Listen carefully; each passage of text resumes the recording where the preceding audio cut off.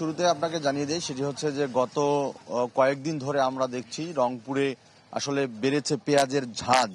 এবং আমরা গত সপ্তাহে দেখেছি যে পেঁয়াজের কেজি প্রতি 100 থেকে 110-20 টাকা পর্যন্ত কিন্তু বিক্রি হয়েছে। তবে এই সপ্তাহে কিছুটা পেঁয়াজের দাম কমেছে। আমরা পাইকারি বাজারে এসেছি, সেখানে আমরা কথা বলেছি বিক্রেতাদের সঙ্গে। তারা আমাদেরকে জানিয়েছেন যে পেঁয়াজ গত সপ্তাহে তারা 500 টাকা পাল্লা, অর্থাৎ 5 কেজি 500 টাকা বিক্রি করেছেন। এবার 5 কেজিতে 20 টাকা কমেছে, অর্থাৎ কেজি প্রতি 2 টাকা করে 4 টাকা করে কমেছে, এমনটি তারা জানিয়েছেন আমাদেরকে। এবং ক্রেতাদের সঙ্গে আমরা কথা বলেছি, তারা বলছেন যে তবে গত সপ্তাহের আগে পেঁয়াজের দাম আরও কম ছিল, 60 থেকে 70, এবং কোনো কোনো বাজারে অর্থাৎ পাইকারি বাজারে 50 থেকে 60 টাকা পর্যন্ত কিন্তু বিক্রি হয়েছে পেঁয়াজের কেজি।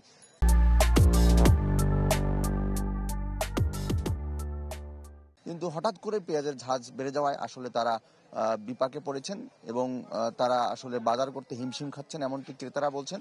তবে শীতকাল যেহেতু, শাকসবজি ভরা বাজারে, আমরা পেঁয়াজের বাজারে যদিও আছি, শাকসবজির বাজারটি দেখাতে পারছি না। তবে যে তথ্য সেটি হচ্ছে যে শাকসবজির দাম অনেকটা কমেছে। তবে আগাম জাতীয় যে সবজি, সেই সবজির দাম কিন্তু এখনো বাড়তি রয়েছে।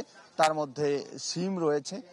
সিমের দাম আমরা দেখেছি যে এখনো 100 থেকে 120 টাকা পর্যন্ত কেজিতে বিক্রি করা হচ্ছে। এবং আগাম যে আরো অন্যান্য সবজিগুলো আছে, সেগুলোর দাম কিন্তু অনেকটা কমেছে। এবং সরবরাহ যেগুলোর বেশি, সেগুলোর দাম কিন্তু অনেকটা কম সবজি। এবং আমরা মাছের বাজারে এবং মাংসের বাজারে গিয়েছি, সেখানেও স্থিতিশীল রয়েছে বাজার। তো এই ছিল এখানকার সর্বশেষ সারিকা।